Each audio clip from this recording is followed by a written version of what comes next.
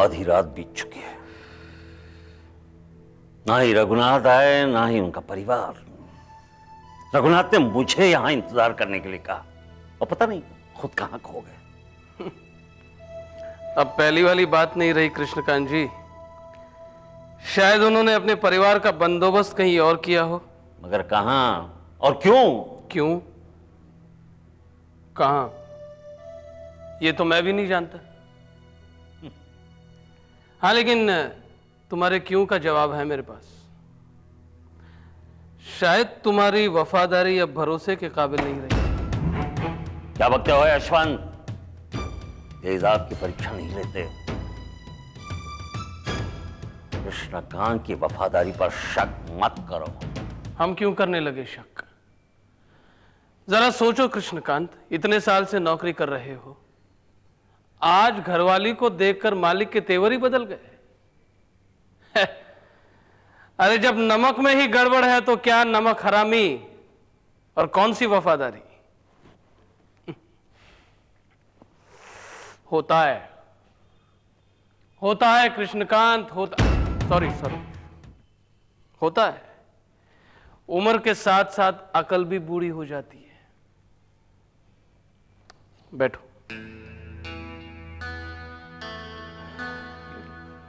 तुम एक काम करो, यहीं बैठे बैठे समाधि ले लो। रघुनाथ जी जब आएंगे तब आएंगे।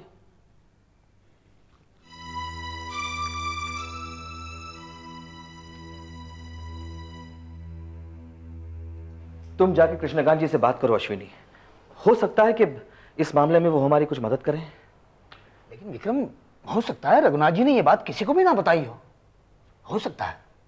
हाँ, ये बात तो रघुनाथ जी की सबसे बड़ी कमजोरी है। हाँ। इसे तो वो राज ही रखने की कोशिश करेंगे। लेकिन कहीं ना कहीं से तो शुरुआत करनी पड़ेगी ना, इसलिए कह रहा हूं तुम जाके कृष्णकांत जी से बात करो और तुम जाके यशवंत से बात करो। मेरे ऑफिस पहुंचने तक कुछ ना कुछ तो हाथ लगेगा ही। ये ठीक रहेगा। और हम तीनों के हाथ कोई भी सुराख लगे ना तो उसे हम तीनों के पीछे रखना होगा, क्योंकि अब जो भी करना है हम तीनों को करना है।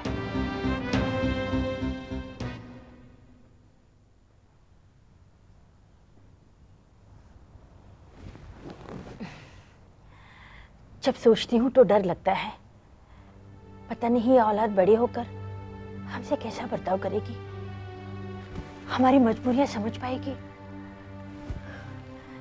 तुम्हें क्या लगता है? एक ऐसी औलाद का जन्म होगा जो तुम्हें मां कहेगी और मुझे पिता कहेगी, बस। इसके अलावा मैं कुछ नहीं सोच रहा हूं। विक्रम को पता है इस बारे में? हाँ, मैंने ही उसे बताया है। क्या कहा उसने? कुछ नहीं, उसे तुम्हारी जिंदगी से कोई लेना देना नहीं है। जानती हूँ, जाते समय उसने मुझे माँ कहकर बुलाया था। इस मन को एक आस देकर गया था वो। फिर से कोई माँ कहेगा, ये मैंने सोचा ही नहीं था। अक्सर ऐसा ही होता है शालू, वही होता है जो हमने सोचा नहीं होता है, सपने में भी नहीं।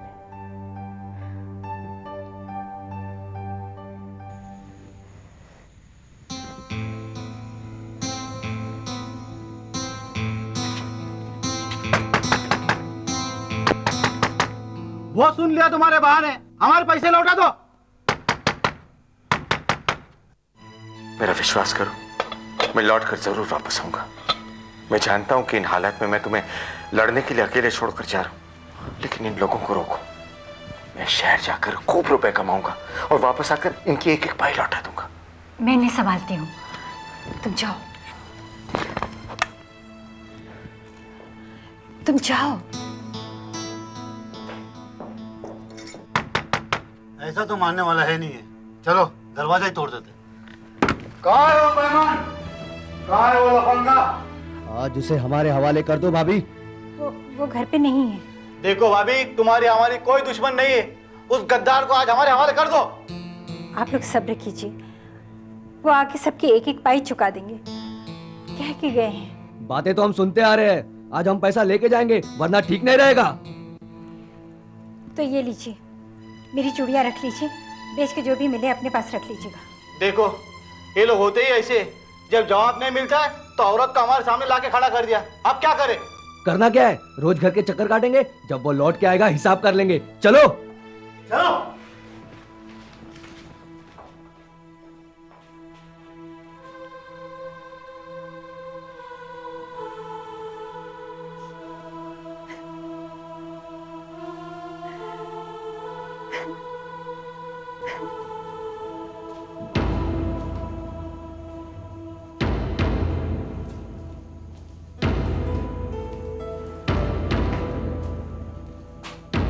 अपने नसीब पर रो रही हो बेटी?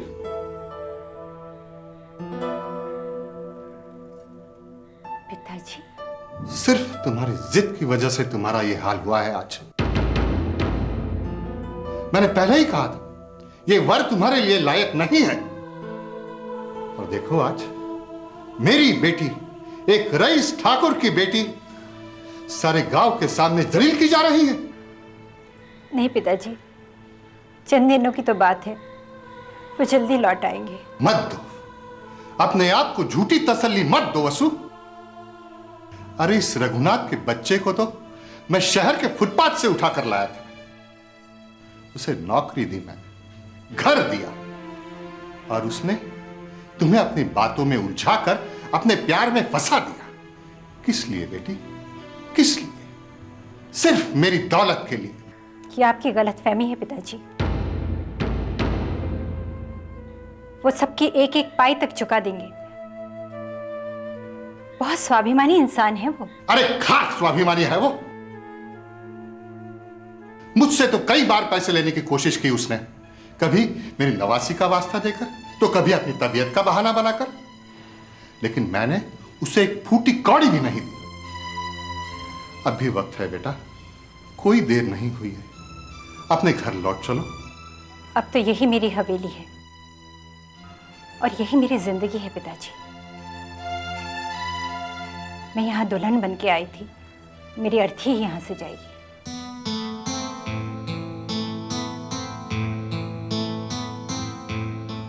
माँ! पूजा, मैं तेरे पास हूँ। क्या हुआ बेटे? पता नहीं माँ, वो रात मैं कब भुला पाऊंगी। बीते हुए पल ऐसे ही होते हैं बेटी, हम उन्हें जितना भूलना चाहें उसमें और उलझते जाते हैं। माँ, हमारी खुशियाँ कब लौट आएंगी? वो बचपन जो मैंने अपने खिलौनों के साथ गुजारा, जो खिलौने नहीं थे, एक दिलासा था, जो दुख तुमने झेले, वो सब कब खत्म होंगे माँ? पता नहीं, पर मेरा दिल कहता है कि हमसे ज़रूर कुछ छुपाया जा रहा है। हम तो केवल इंतज़ार कर सकते हैं। कल की सुबह का?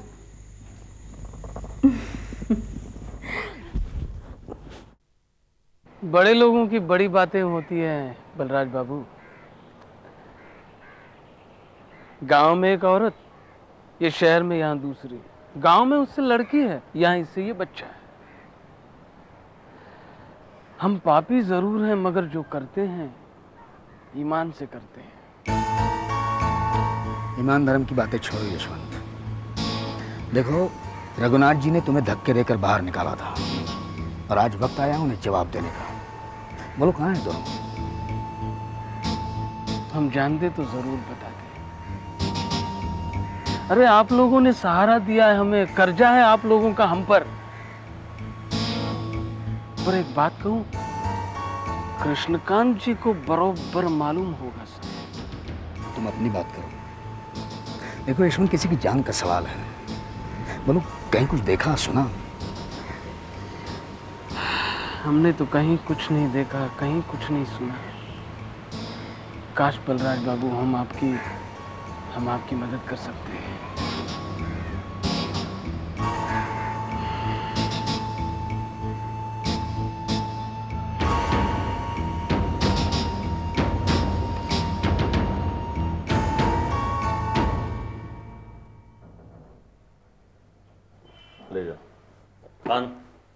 साहब है अंदर? नहीं। कल रात आए थे वो यहाँ? नहीं। क्या बात है साहब, कुछ परेशान लग रहे हैं आप। कल रात वो किसके साथ आए थे यहाँ? क्या उनका फोन या उन्हें ढूंढते हुए कोई आया था यहाँ? कोई औरत, लड़की? नहीं, यशवंत था। किसी कंसाइनमेंट के बारे में फोन पर बात चल रही थी, बस। हम चले आए और वो निकल गया। हरामजादा। क्या बात है साहब, साफ साफ बताते क्यों नहीं? नहीं, कुछ नहीं।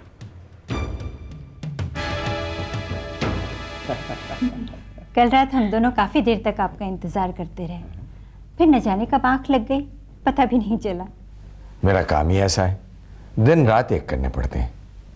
खैर तुम दोनों को कोई तकलीफ तो नहीं हुई ना? नहीं, लेकिन अब जल्दी ही गांव लौट चलते हैं। मैंने गांव वालों का सारा कर्जा चुका दिया है। हाँ जी पिताजी, माँ ने दिन रात मेहनत करके। अब तो मैं सारे गांव वालों को ये दिखा देना चाहती हूँ कि मेरे त्याग और बलिदान का मुझे क्या फल मिला। सिर्फ हमारा गांव ही नहीं, पूरी दुनिया देखेगी कि त्याग, तपस्या और इंतजार का क्या फल मिलता है। आपकी बेटी ने आपका इंतजार करते करते बचपन गुजार दिया। अब मैं ये चाहती हूँ कि आप दोनों इसी तरह साथ रहें। ये रघुनाथ बहुत होशियार आदमी है। यहाँ आकर उन दोनों को मनाना, उनको अपने साथ ले जाना और इस बात की किसी को कानो कान खबर ना लगने देना, ये सब इस बात का सबूत है कि इस बार उसके इरादे कुछ ठीक नहीं है। इरादे बहुत दूर की बात है बल्लू, उस इंसान की नीयत में ही खोट है। मैं तो इस बात से हैरान हूँ कि रघुनाथ की इस हरकत के बारे में मेरे पिताजी कुछ नहीं जानते। इसका मतलब वो यशवंत मुझे गुमराह करने की कोशिश कर रहा था। वो तो मुझे कह रहा था कि कृष्णकांत जी इसके बारे में सब जानते होंगे। और जब मैंने कृष्णकांत जी को बताया कि यशवंत कल रात ऑफिस में था, गुस्सा होकर चले गए। एक औरत और लड़की के बारे में पूछ रहे थे। यशवंत ऑफिस में था? हाँ यार, ये इस यशवंत का हमारे साथ रहना, इसका मतलब एक ढोंग है। ये सब कुछ तो मैं नहीं जानता बलाश बाबू, लेकिन फ्लाइट लेट हो जाने की बात वो मुझसे कर रहा था।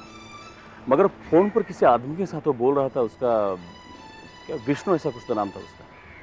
और मैंने ठीक से सुना नहीं है, लेकिन किसी का ख्याल रखने के बारे में वो बोल रहा था। यशवंत ने हमें बहुत बड़ा धोखा दिया। अरे वो सब छोड़ो आशु, अब सोचो आगे क्या करना है। एक मिनट, किससे बात कर रहा था वो? नहीं, वो तो मैं नहीं जानता। नहीं, वो नाम क्या लिया उसने? विष्णु। विष्णु? विष्णु? ये विष्णु? विष्णु, यस, विष्णु। विष्णु हमारे गेस्ट हाउस का केयर टेकर। मगर कौन सा गेस्ट हाउस? इतने सारे तो गेस्ट हाउस है कंपनी के। पुराने गेस्ट हाउस का केयर टेकर। यार लेकिन वो वहां क्यों रखेगा उन्हें? क्योंकि वो एक गेस्ट हाउस है जो शहर से काफी दूर है। रघुनाथ समझ रहा है कि शायद हमारा दिमाग वहां तक ना पहुंचे। यार वहां उनकी जान को कोई खतरा ना, उन्हें जान को कोई खतरा हो ही नहीं सकता जब तक मेरे दस्तखत जमीन के कागजात पर नहीं होते, तब तक उन्हें कुछ नहीं होगा। मगर विक्रम, रघुनाथ को क्या फर्क पड़ता है? उसकी पत्नी जिंदा रहे या मर जाए? पड़ता है, उसे फर्क पड़ता है, क्योंकि वो ये जानता है कि उनके बारे में कोई भी उल्टी सीधी खबर हम तक पहुंचती है तो ना ही मेरे दस्तखत होंगे और ना ही उसे वो जमीन मिलेगी। अब सिर्फ हुक्म करो मालिक, क्या करना है? खान, तुम और बल्लू दोनों पुराने गेस्ट हाउस पहुंचो और उन दोनों को छुड़ाने की कोशिश करो, कानून का सहारा लेकर या फिर कानून हाथ में लेकर। कानून के सहारे की जरूरत नहीं है छोटे मालिक, अकेला खान 10 के बराबर है। जैसे ही तुम लोग उन्हें छुड़ा लेते हो या फिर उनका हाल देख लेते हो, मुझे फोन करो तुम। मैं उस वक्त रघुनाथ के ऑफिस में रहूंगा और जब तक तुम्हारी खबर नहीं पहुंच जाती तब तक मैं साइन नहीं करूंगा, ठीक है? खान, तुम बाहर बल्लू का इंतजार करो। बहुत अच्छा। देख बल्लू, खान के पास रहना, उसके साथ रहना, ये जमीन ये जायदाद, इसकी फिक्र नहीं है मुझे। तुम्हें कुछ नहीं होना चाहिए। तुम्हें मुझ पर अब भरोसा नहीं रहा रघुनाथ। मैं कौन सा नुकसान पहुंचाने वाला था तुम्हारा परिवार को, या कौन सा ढिंडोरा पीटने वाला था? तुमने उन्हें कहां छिपा कर रखा है? मैं जानता था तुम दोनों ही काम नहीं करोगे। फिर सारी रात मुझे एक जगह बिठाकर रखा तुमने। क्या साबित करना चाहते थे तुम? आवाज नीचे रखकर बात करो कृष्णकांत। अपनी बेटी से नहीं, अपने मालिक से बात कर रहे हो। पिछले कई दिनों से देख रहा हूं कि बाप और बेटी में प्यार की नदियां बह रही हैं। अगर बाढ़ आ गई ना तो तुम तो मरोगे, मुझे भी ले डूबोगे। और इसीलिए ऐन मौके पर जरा सी तब्दीली करके मैं उन्हें दूसरी जगह पे ले गया। पता नहीं कौन सी नदी और प्यार की बातें कर रहे हो रघुनाथ। मुझे अगर वार करना होता तो बहुत पहले ही करता। तुम्हारी पत्नी और बेटी का इंतजार करने की मुझे जरूरत नहीं थी। शांत हो जाओ कृष्णकांत। इस वक्त हम दोनों का एक रहना बहुत जरूरी है। जरा सोचो कृष्णकांत, सोचो। मैं एक नाजुक मोड़ पर आकर खड़ा हो गया हूं। एक एक को मात देनी है। बस कुछ घंटों का इंतजार है। एक बार विक्रम इन कागजात पर दस्तखत कर ले, एक एक को भेजना है। मौत का दरवाजा जिन्होंने पहले ही खटखटाया है। अंदर चलो। अंदर बैठे बैठे दम घुटने लगा। दम घुटे या जान जाए, बाहर नहीं निकलना। चलो अंदर। हाँ भाई हाँ, जरा ठीक से बात करो।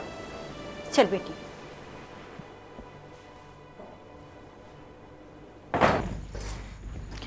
हम लोग बाहर क्यों नहीं जा सकते माँ? पता नहीं, कोई वजह होगी। यही वो गेस्ट हाउस है खान। इसका मतलब वो दोनों यही पर होंगे। हाँ, रघुनाथ जी ने उन्हें अकेला तो नहीं छोड़ा होगा। उनकी निगरानी करने 2-3 लोग तो होंगे। लेकिन बलराज बाबू, दरवाजे पर मुझे एक ही आदमी नजर आ रहा है। अब यही रोकना, मैं जरा आगे।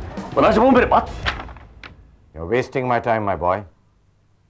जल्दी करो, मेरा वक्त बहुत कीमती है। जो चीज जिसके पास कम होती है उसके लिए बहुत कीमती होती है। वक्त पे इतना भरोसा मत करना, क्योंकि वक्त ही एक ऐसा दुश्मन है जो पीछे से वार करता है। ये वार कौन सहेगा, ये तो वक्त ही बतलाएगा। लेकिन एक बात तय है विक्रम, कि आज के बाद तुम अपनी किस्मत पर रहोगे। मैं किस्मत का इंतजार नहीं करता रघुनाथ, बल्कि अपनी किस्मत खुद बनाता हूं। और मेरी किस्मत की फिक्र करने से पहले अपनी तकदीर के बारे में सोचो, क्योंकि तकदीर के कलम से कोई बच ना पाएगा। पेशानी पे जो लिखा है वो पेश आएगा। देखिए बलराज बाबू, मेरी बात सुनिए। अब उसके सुनिए, वो दोनों क्या है? हाँ क्या है? चलो इधर से।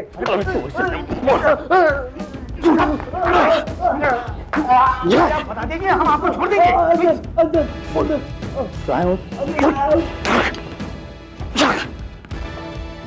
आपने मारा क्यों उसे? उसने बता तो दिया था। अब चलिए अंदर।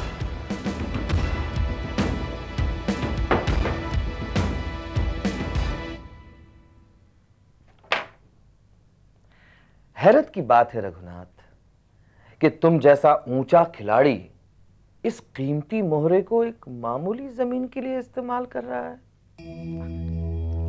साइन करो विक्रम, वरना 2 मासूमों की मौत का पाप तुम्हारे माथे होगा। कभी माफ नहीं कर पाओगे अपने आप को।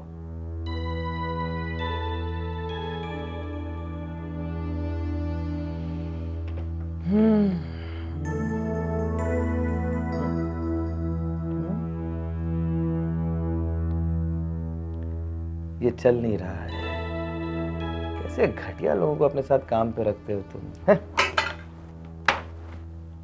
सिर्फ 5 मिनट बचे हैं मेरे पास विक्रम। यहां से मेरा एक फोन जाएगा ना, बाद दोनों की लाशें मिलेंगी। वक्त ने विक्रम को पत्थर जरूर बना दिया है रघुनाथ, लेकिन बदकिस्मती से उसका दिल अभी तक इंसान का ही है। आखिरी पन्ने पर अपना पूरा दस्तखत करो विक्रम। करता हूँ, लेकिन उससे पहले बाकी कागजात पर अपने इनिशियल्स तो कर लूं।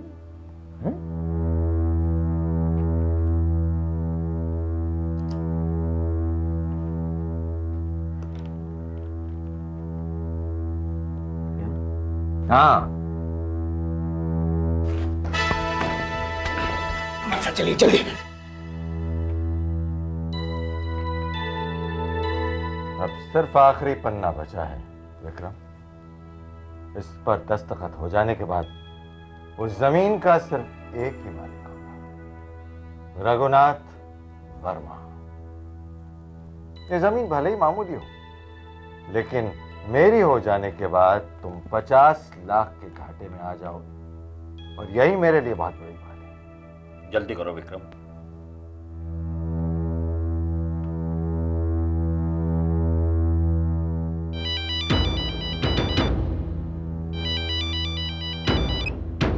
यस, बोलो। इट्स डन विक्रम, काम हो चुका है। इंसान दूसरों की कमजोरियों के साथ जितना चाहे खेल ले रघुनाथ, लेकिन अपनी कमजोरी छुपाना इतना आसान नहीं जितना कि तुम सोच रहे हो। नहीं नहीं नहीं नहीं नहीं नहीं नहीं रघुनाथ, पंछी पिंजरे से उड़ चुके हैं। अब इन कागजात की तुम बत्ती बना लो और जो चाहे कर लो, लेकिन एक बात कान खोलकर सुन लो, तुम्हारी जिंदगी का आखिरी पन्ना मैं लिखूंगा। वो वक्त भी मेरा होगा और कलम